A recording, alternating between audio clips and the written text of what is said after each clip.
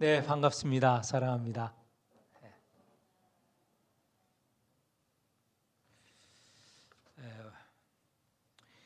오늘 말씀은 평이한 내용이지만 좀 구조가 짧은 본문이지만 복잡해요. 그래서 이 본문은 이런 구조로 되어 있습니다. 먼저 20절, 21절 하고 이어서 31절로 넘어가서 읽어보면 일단 이 내용이 분명하게 드러나게 됩니다. 20절, 21절에서 보면 예수님이 한 집에 들어가셨을 때 21절에 보면 예수의 친족들이 찾아왔다라는 것 아닙니까? 그 예수의 친족들이 누구냐 하면 31절에 보면 예수의 어머니와 동생들 그리고 여러 고향 친족들이 있겠죠. 31절 그들이 바로 이 31절에 나타난 이 사람들이고 그들이 그 집 안으로 들어가지 않고 밖에서 예수님을 부르는 것입니다. 그러면서 오늘 우리의 중요한 내용 누가 내 가족이냐라는 내용이 나오고 있습니다. 그러면 22절에서 30절 내용은 뭐냐? 20절, 21절에 보면 예수의 친족들, 가족들과 그리고 형제들 또 고향 사람들이 찾아온 이유가 예수님에 대한 소문이 좀 이상하게 들리는 거예요. 그가 미쳤다라고 하는 소문이 들리고 그러니 얼마나 걱정이 되겠습니까? 그래서 친족들이 찾아온 것이고요. 이렇게 예수가 미쳤다라고 하는 것은 어떤 면에서 그런 말이 오고 갔느냐라는 것이 22절에서 30절의 내용입니다. 마침 예수님이 머무는 그 집에 누가 찾아왔냐면 예루살렘에서 서기관들이 찾아와서 예수가 미쳤다라는 것에 대해서 또 언급을 하는 겁니다. 그러니까 이 내용은 이렇습니다. 지금 어느 한 집에 예수님이 들어가셨어요. 거기에 사람들이 또 예전처럼 일상적인 것처럼 몰려들었죠. 그런 가운데 예수님의 친족, 가족과 형제들은 그 집에 바깥에 있고 예수님은 부르려고 하는 것이고 또 다른 한쪽에 예루살렘에서 보내온 서기관들이 지금 어떤 내용으로 예수님을 공격하느냐, 이 미쳤다는 것인데 그 미친 내용이 무엇인가라는 것이 22절에서 30절의 내용이라는 것이죠. 그렇게 보면 오늘 우리가 읽은 본문은 크게 세 그룹의 사람들이 나옵니다. 하나는 예수님의 친족들이 한 그룹이고 또 한 그룹은 예루살렘에서 내려온 서기관들의 그룹이 있고 또 한 그룹은 집 안에서 예수님을 둘러싸 앉아 있는 이런 그룹이 있습니다. 크게 세 그룹으로 나눌 수 있다는 것이죠. 세 그룹은 그 성격이 다 다릅니다. 극단적인 것은 예루살렘에서 내려온 바리새 그룹과 보고 예수님을 둘러싼 그룹이 아주 정면으로 충돌할 수도 있고 그 의견, 생각이 전혀 달라요. 무엇에 관한 생각이냐면 예수님에 대한 생각이 다르다는 거예요. 그리고 그 사이에 끼어 있는 사람이 예수님의 친족들이 끼어 있습니다. 자, 그래서 오늘 이 세 그룹들에 대해서 좀 알아보려고 합니다. 먼저 예수님의 친족들이 예수님을 찾아왔어요. 그런데 예수님이 지금 있는 곳이 집인데 집에 20절입니다. 무리가 모임으로 이전처럼 모이는 것이에요. 그래서 그 표현을 무리가 다시 모임으로 이렇게 다시라는 말을 썼습니다. 그러니까 언제든지 예수님이 계신 곳은 무리들이 많이 모였던 거예요. 앞에 이 3장 우리 20절에 이르기까지 예수님이 여러 차례 어느 집에 있거나 또 뭐 가실 때 해변 아니 그 갈릴리 호숫가나 또는 산중에 있을 때 사람들이 많이 모였다고 그러지 않습니까? 그러니까 예수님이 다니는 곳은 어디든지 지금 많은 무리들이 따르는 것입니다. 그래서 이제 집에 들어가서 식사를 하셔야 되는데 그 장소에도 다시 무리들이 모이니까 식사할 겨를도 없었다. 제가 여러 차례 말씀드렸죠. 예수님의 사역은요 정말 고된 사역이었습니다. 아침 일찍 일어나서 하나님께 기도하는 것으로 하루를 시작하시고 저녁에도 어느 집에 있거나 어디에 계시거나 사람들이 그득그득 모이는 거예요. 오늘은 집에 모여 있을 때 이 지금 모여 있는 것 아닙니까? 그런데 오병이어의 기적에 관련된 내용을 보면 그 일이 일어난 것은 저녁 무렵이었어요. 저녁 무렵에 사람들이 그 수많은 사람들이 몰려 있는 거예요. 그러니까 예수님이 가는 곳은 어디나 사람들이 몰려 있다라는 것을 우리가 알 수 있는 것이죠. 이렇게 모여서 식사할 겨를도 없었다. 왜 그렇겠습니까? 아마 여기에서도 이 본문엔 나오지 않지만 앞에 우리가 지금 지나온 본문에 보면 병자도 찾아오고요, 또 귀신 들린 자도 찾아오고요, 또 이런저런 사람들이 찾아왔으니 그들을 보살피느라고 시간이 없었던 것이죠. 제가 예수님의 이 바쁜, 그리고 바쁘면서도 그 일이 너무 중요하기 때문에 예수님의 그 어려운 힘든 삶에 대해서 예수님이 말씀하실 때 이런 말씀하세요. 나는 머리 둘 곳도 없다. 새는 자기의 둥지로 가고 짐승들은 보금자리로 굴로 찾아가는데 인자가 머리 둘 곳이 없다라는 말씀 무슨 말인가요? 다 짐승도 때가 되면 저녁이 되면 쉴 곳을 찾아가 쉬지만 예수께서는 머리 둘 곳이 없다는 거예요. 늘 이 움직이고 또는 사람을 대하고 만나고 또 치료하고 말씀하시고 하는 이 시간들, 또 이런 만남들 때문에, 이런 사역들 때문에 쉴 수가 없고 늘 긴장하며 사셨다라고 말씀은 드렸습니다.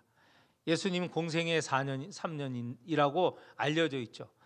이 3년보다 더 했다면 아마 그 시간, 더하는 시간이 예수님에게 있어서 마치 십자가와 같은 그런 고난의 시간들이 계속 되었을 것이라 생각됩니다. 물론 십자가에 박혀서 피 흘리시고 그런 것은 아니지만 그 3년 너머의 시간들 얼마나 힘드셨겠는가.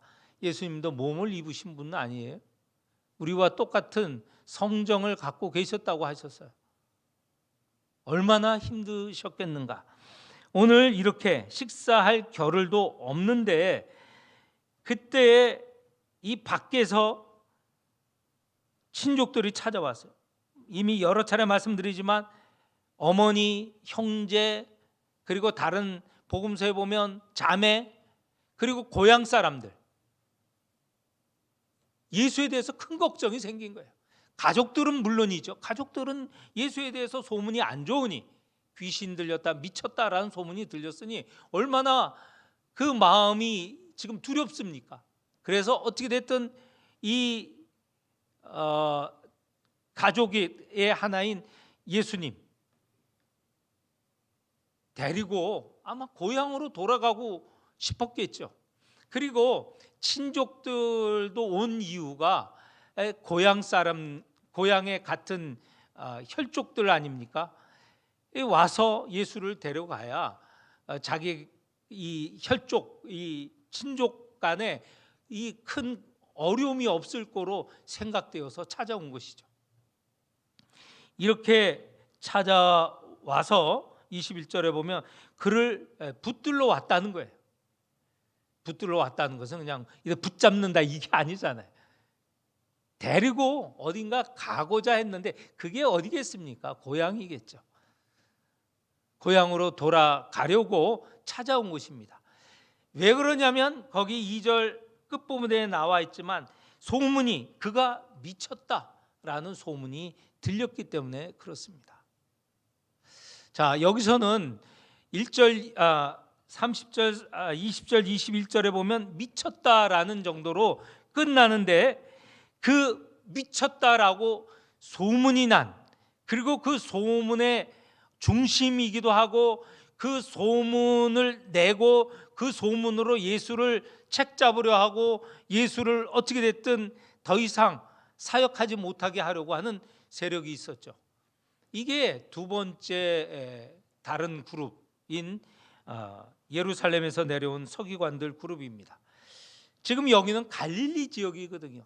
갈릴리와 예루살렘은 먼 길이에요. 그런데 이 예수에 대한 소문이 예루살렘에도 들렸기 때문에 예루살렘에서 바로 이같이 서기관들이 온 것입니다.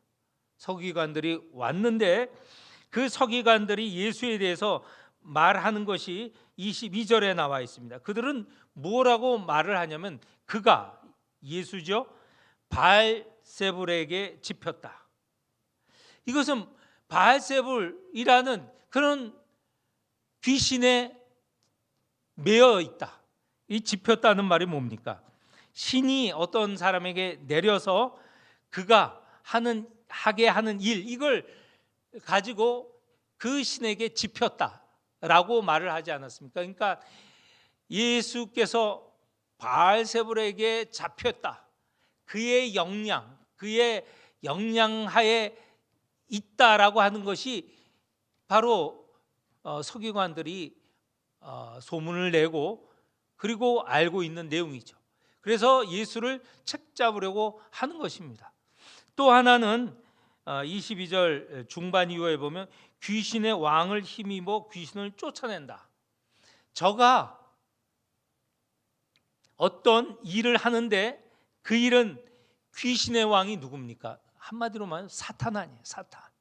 사탄의 도움을 받아서 귀신을 내어 쫓는다라고 지금 이 서기관들이 말하는 것이죠. 이 내용으로 본다면 확실히 예수님께서 당시에 사람들에게 능력 있는 그런 사역을 했던 것은 분명한 것 같아요. 이 서기관들도 예수의 독특한 그리고 힘 있는 능력, 권세 있는 어떤 능력들 저거 분명히 알고 있었다는 것이죠. 그런데 그 능력은 어디에서 오는 것이냐? 바알세불에게 집혔기 때문에 하는 일이고 또는 사탄의 도움을 받아서 하는 일이다. 이렇게 하는 것이죠. 이렇게 생각을 하고 예수를 책잡으려고 했던 것입니다. 예수에게 안 좋은 소문도 내고 또 사람들을 동원하여서 더 이상 사역을 못하게 하고 그리고 거기서 책임을 지고 이전에 보는 대로 심지어는 죽이려고 하는 음모까지 지금 갖고 있는 것 아닙니까? 이런 예루살렘에서 내려온 서기관들의 도전이랄까, 이런 소문에 대해서 예수님께서 어떻게 응답하시는가가 23절에서 30절 이하까지의 내용입니다. 먼저는 비유로 말씀을 하시는데 몇 가지 동일한 내용을 반복하여서 말씀하고 있습니다. 하나는 23절에 사탄이 어찌 사탄을 쫓아낼 수 있느냐. 바로 22절에 나오는 대로 예수님이 하시는 일이 사탄의 도움을 받아서 귀신을 내어 쫓는다라고 하는 것. 이게 사탄과 귀신은 같은 편인데 어떻게 이 같은 편끼리 싸우겠느냐? 이거는 저들이 서기관들이 말하는 게 말에 모순이 있다. 이게 합리적인 말이 아니고 그냥 아무거나 주워다가 그렇게 말을 하는 것이지 이게 올바른 말은 아니다라는 것입니다. 또 하나, 나라가 스스로 분쟁하면 그 나라가 설 수 없다. 그렇죠. 나라가 분쟁하면 설 수 없죠. 사탄과 그 사탄의 하수인인 귀신이 싸우면 그 사탄의 나라가 설 수 있겠습니까? 그건 당연히 안 서죠. 그렇기 때문에 이 서기관의 말은 맞지 않다. 또 세 번째는 집이 스스로 분쟁하면 집이 설 수 없다. 마찬가지죠. 우리 당연한 거 아닙니까? 우리 가정에 어떤 가정의 식구들이 서로 갈등을 일으키면 그 가정이 제대로 되겠습니까? 가정이 무너지죠. 그런 것처럼 이 사탄의 나라도 그 사탄의 사탄과 그 하수인들도 그렇게 싸우지 않는다라는 겁니다. 저들이 말하는 것은 그러니까 예수께서 사탄의 도움을 받고 귀신을 내어 쫓는다. 그건 잘못된 말이라는 것이죠. 26절도 마찬가지입니다. 사탄이 자기를 거슬러 일어나 분쟁하면 설 수 없고 망하느니라. 그렇죠. 사탄이 자기 스스로 자기 하수인인 귀신과 싸울 리가 없고 그렇게 싸운다면 사탄의 나라가 온전 그냥 서게 되느냐? 물론 예수님께서 사탄의 나라를 걱정하시는 건 아니죠. 그러나 사탄의 나라, 사탄과 그 귀신들이 그렇게 서로 싸우고 그러지는 않는다라는 것을 말씀하시면서 내가 사탄의 도움을 받는 게 아니다라는 것을 분명하게 말씀하십니다. 27절 말씀은요. 여기서 나오는 사람은 예수님 당신을 말합니다. 예수님께서 귀신을 어떻게 내어 쫓느냐라는 것, 그리고 앞으로 사탄을 어떻게 내쫓고 결박시키시느냐라는 것에 대한 언급을 하고 계십니다. 27절 우리가 한번 같이 읽어보면 좋을 것 같아요. 27절 사람이 먼저 강한 자를 결박하지 않고는 그 강한 자의 집에 들어가 세간을 강탈하지 못하리니 결박한 후에 그 집을 강탈하리라. 여기에 보면 뭐 결박하고 강탈한다는 것은 다 일상적으로는 좋은 의미에서 쓰지 않습니다. 그러나 예수님께서 말씀하시는 것은 여기서 사람인 예수님 자신이 그 집을 말하자면 점령하기 위해서는 어떻게 해야 되냐? 먼저 그 집의 강한 자, 이 사탄이죠. 사탄을 결박시키고 그렇게 하여야 그 집을 사탄이 있는 이 사탄의 나라를 정복할 수 있다는 것을 말씀을 하시는 겁니다. 그러니까 이것은 예수님은 사탄의 도움을 받아서 무슨 일을 하는 게 아니고 예수님이 하시는 일은 바로 사탄과 그 하수인인 귀신을 점령하고 정복하는 그런 물리치시는 그런 내용을 이야기를 하시고 있다는 것이죠. 그러면서 28절, 29절, 30절이 연결이 되는데 거기서 보면 이런 내용입니다. 사람에 대해서는 죄를 짓고 모독할 수 있지만 성령을 모독하는 것은 용서받을 수 없다라는 내용입니다. 지금 이 예루살렘에서 내려온 서기관들이 예수님을 어떻게 말하고 있느냐면 저 예수는 사탄의 도움을 받은 그리고 바알세불에게 붙잡힌 그런 사람이다. 이렇게 공격하는 것 아닙니까? 지금 예수님이 살아 계실 때, 살아 생전에 예수님을 공격하는 사람이 많이 있었습니다.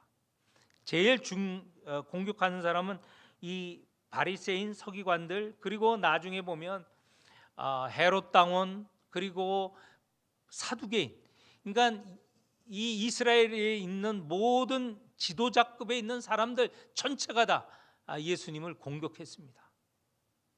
그래서 결국은 그들과 로마의 빌라도가 협력하여서 예수님이 못 박혀 돌아가시는 일까지 당하였죠. 그렇게까지 이르게 되셨는데 예수님께서 십자가에서 이런 말씀을 하세요. 십자가에 달리신 이 일을, 당신의 그 일을 두고 저들이 나를 십자가에 못 박히게 했는데 아버지 하나님께 이렇게 기도하는 거예요. 저들이 자기들이 하는 일을 알지 못합니다. 저들을 어떻게 해요? 벌해 주소서.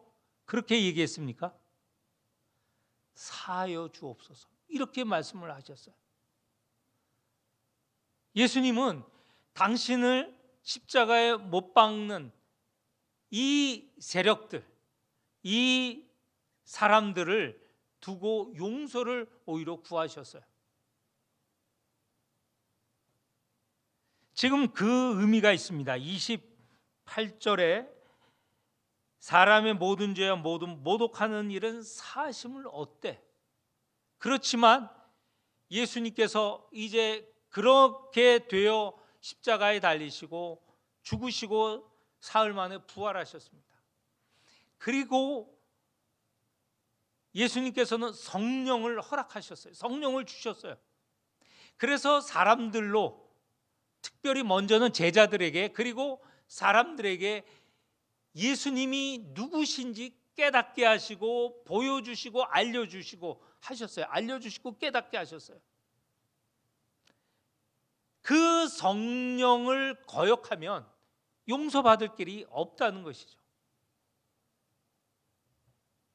특별히 주를 믿는다고 고백하고 난 후에 또 다시 배신하고 하면 용서받을 수 없습니다. 그게 말씀 이곳저곳에 언급되어 있지 않습니까? 예수님께 살아계실 때는 용서를 하시고 하시지만 예수님이 누구신지 알고 그리고 깨닫고 한 사람이 다시 예수님을 부인하고 하면 그건 성령이 그렇게 알려주시고 성령이 보여주셨는데 거역하게 되면 용서받지 못하게 된다는 것이죠. 그래서 이 말씀 28절 29절 말씀은 사실은 예수님이 지금 이 시기 이때 집에 계실 때 찾아온 예수님의 이 친족들, 그리고 여기에 예루살렘에 내려온 바리새인들, 그리고 그 자리에 모인 모든 사람에게 주신 말씀이기도 하고, 또한 앞으로 예수님을 알고 예수님에 대해서 이렇게 저렇게 생각하고 이렇게 저렇게 판단하는 모든 이들에게 주시는 말씀으로 받으면 좋을 것 같습니다. 자, 이런 일이 지금 예수님이 계시는 집과 그리고 집 밖에서 지금 일어나고 있는 거예요. 두 그룹이, 한 그룹은 예수님이 이게 사탄의 힘을 받아서 저런 일을 하고 있다 이렇게 공격하는 것이고요. 또 한 그룹 친족들은 세상 제대로 알지도 못하면서 이 세상 사람들이 말하는 소문, 특별히 여기 서기관들이 말하는 소문을 듣고 그 소문에 현혹되어서 잘 알지도 못하면서 예수님을 붙잡아 고향으로 데리고 가려고 한 것이죠. 이런 일들이 지금 집 주변에서 일어나고 있는 것입니다. 31절로 자연스럽게 넘어가서 이 예수의 어머니와 동생들이 와서 안으로 들어오지 않고 밖에서 사람을 보내어 예수님을 부르는 것입니다. 그러니까 예수님은 지금 집 안에 계시지 않습니까? 그러면 당연히 친족들이라면 또 걱정이 된다면 들어와서 만날 수 있잖아요. 그렇게 중요하고 그 자기네들이 하는 일이 중요하다고 생각하면 그렇게 해야 되는데 집 안에 들어오지도 못하고 사람을 보내어서 부르는 거예요. 왜 그랬을까? 제가 추측을 해봤습니다. 이거는 뭐 어떤 다른 분들이 주석서에 써 있지는 않은데 제가 추측을 해봤어요.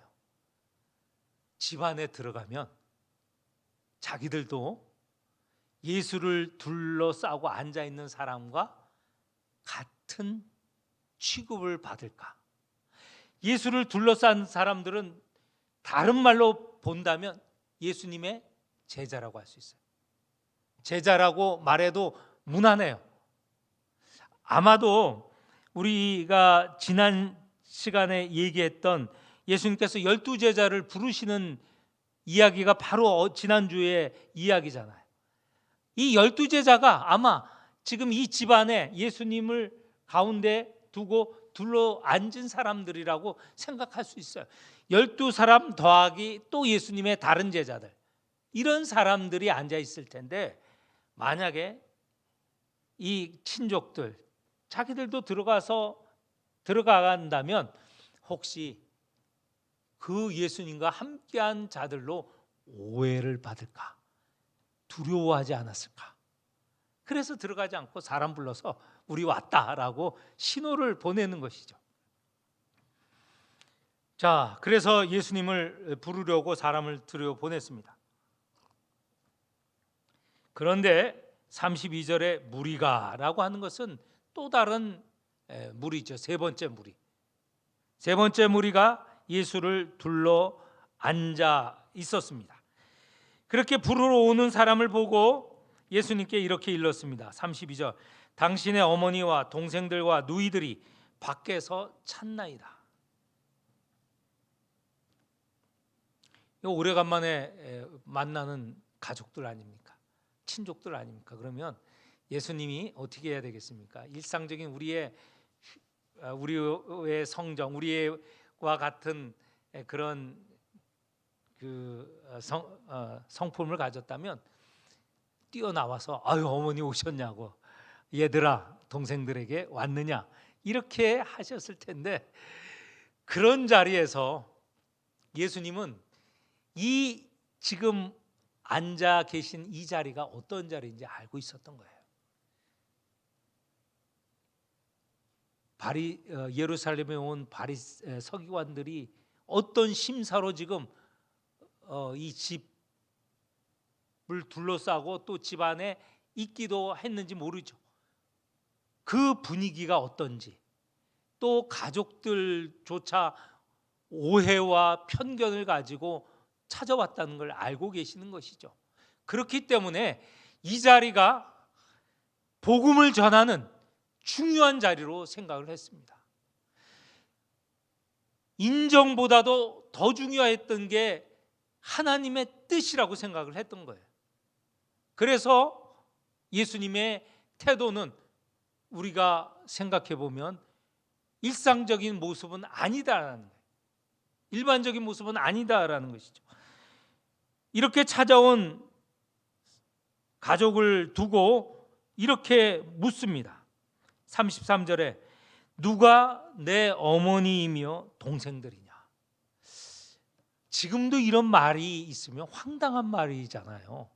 아니 어머니가 있고 가족이 왔는데 다른 사람들이 지켜보고 있는데 누가 내 어머니고 내 형제냐 그러면 저거 배은망덕하고 저거 부모 자식도 간의 관계도 모르는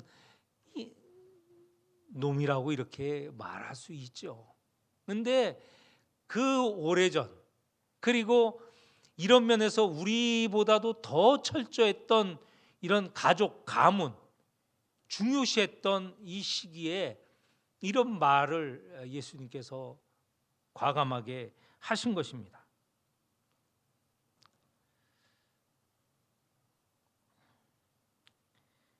이 지점에서 제가 예전에 한번 얘기했지만 또 한번 말씀을 드립니다. 80년대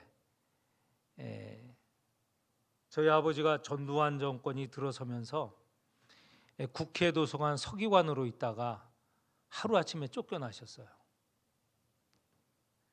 공무원인데 무슨 다른 벌 능력이 있습니까? 집안이 갑자기 어려워진 거예요. 저는 그때 대학 2학년이었죠.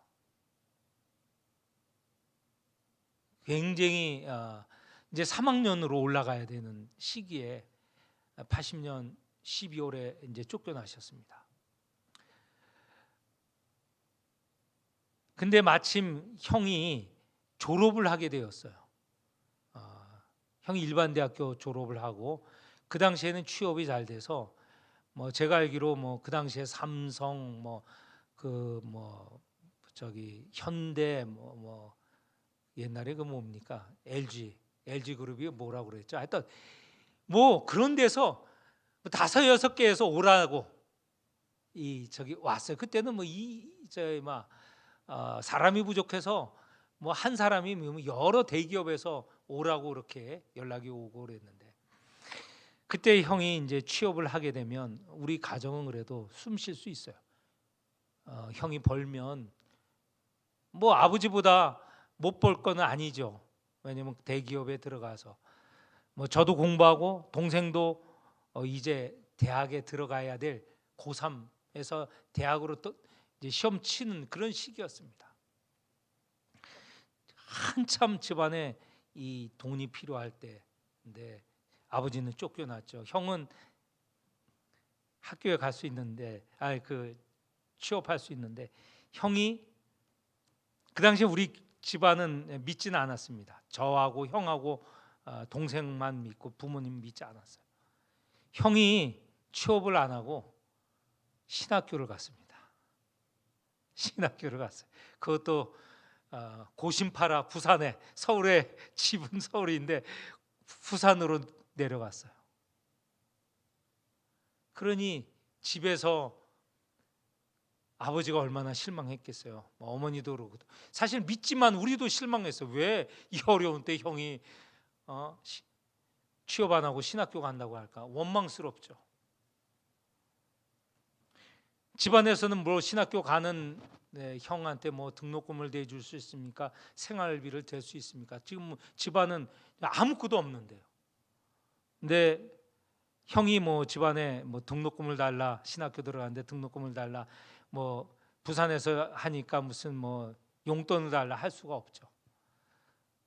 근데 아마 신학교 교수님하고 면접을 하게 된 모양입니다. 입학 면접을 하는데 이런저런 일을 하는 가운데 집안이 믿지 않고 또 재정적인 능력도 없고 그러는데 어떻게 하려느냐. 그때 이제 형이 뭐 육신의 아버지는 도움이 안 되지만 하늘 아버지께서 도와주시겠죠. 근데 신학교 교수님들에게는 굉장히 훌륭한 말이었어요. 근데 형이 그걸 말하지 말아야 되는데 그때 아마 장학금을 받았는지 저는 별 기억은 없습니다. 근데 형이 그 이후에 이제 들어가서 뭐 공부하게 되었어요. 그런데 서울에 와서 아버지가 그래도 걱정이 될 거 아닙니까? 학교 간다고 해서 했는데 그래 뭐 등록금은 어떻게 되고 어떻게 됐냐 그랬더니 그 얘기를 한 거예요. 육신의 아버지는 도움이 안 되지만 하늘 아버지께서 도와주시기 때문에 걱정이 없습니다. 아버지의 실망하는 모습이 저도 보았어요. 그 말 하지 말아야 되는데.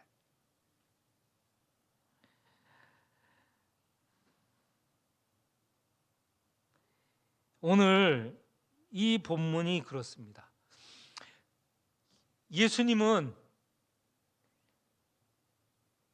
당신 좋은 일을 당신의 뜻을 펴기 위해서 지금 이렇게 하는데 온 이 가족들 보면 아버지 요셉은 없어요. 그죠? 부자죠.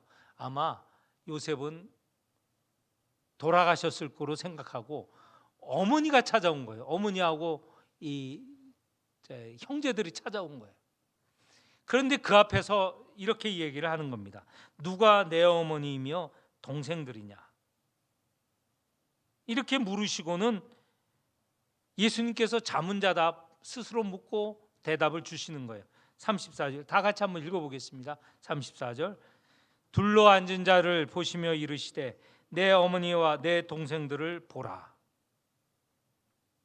누가 내 어머니고 내 동생이냐면 나를 중심으로 둘러앉은 너희들이 내 가족이다라는 거예요. 그걸 더 분명하게 마지막 절 35절에 표현하고 있습니다. 누구든지 하나님의 뜻대로 행하는 자가 내 형제요 자매요 어머니이니라. 하나님의 뜻대로 행하는 자가 가족이라는 겁니다. 교회라는 것은요, 바로 하나님의 뜻대로 모인 우리들이죠. 우리들이 가족이라는 거예요. 진정한 의미의 가족. 저희 형이 아버지에게는 실망이 되고 아버지에게는 그렇게 섭섭하게 하는 말이었지만 그 말이 맞는 말이에요. 하늘 아버지가 우리의 공통의 아버지이고 우리 모두의 아버지이고 하나님의 뜻을 행하는 우리가 서로 형제 자매라는 것이죠. 저는 이 생각에 조금도 꺼리낌이 없고요, 조금도 다른 생각을 하지 않았습니다. 제가 믿는 지금 중요한 것은 하나님 뜻대로 행하는 이들이 바로 나의 형제이고 나의 가족이라는 것이죠. 그렇다고 육신의 형제 자매들을 배척한다는 게 전혀 아닙니다. 그들도 우리의 진정한 형제 자매가 되도록 하는 것이 우리의 역할이라는 것이죠. 하나님의 뜻대로 행하는 자가 진정 교회를 이루는 사람들이고요, 가족이라는 것이죠. 우리는 때로 우선순위를 잘못하는 경우가 많이 있습니다. 물론 내 가족, 내 형제들이 중요하지만 중요해요. 저는 중요하다는 것은 분명하게 말합니다. 그런데 우리가 신앙 가운데 진정 누가 우리의 가족이냐라고 이야기를 하면 하나님의 뜻대로 행하는 사람들이 나의 가족이고 우리의 가족입니다. 이렇게 고백하여야 된다는 것이죠. 우선순위가 바뀌면 안 된다는 것이죠. 조금 이게 우리 유교적인 것, 가족을 제1 중심에 두는 이것을 가장 중심에 두는 그 윤리를 가진 유교적으로 보면 굉장히 이건 배은망덕한, 그래서 저 예수 믿는 사람들은 가족도 모르고 또 뭐 어른도 모르는 그런 상놈들이라는 말을 들은 적이 있어요. 그렇지만 우리의 중심은 분명합니다. 하나님의 뜻대로 행하는 자가 내 형제요 내 어머니다, 가족이다.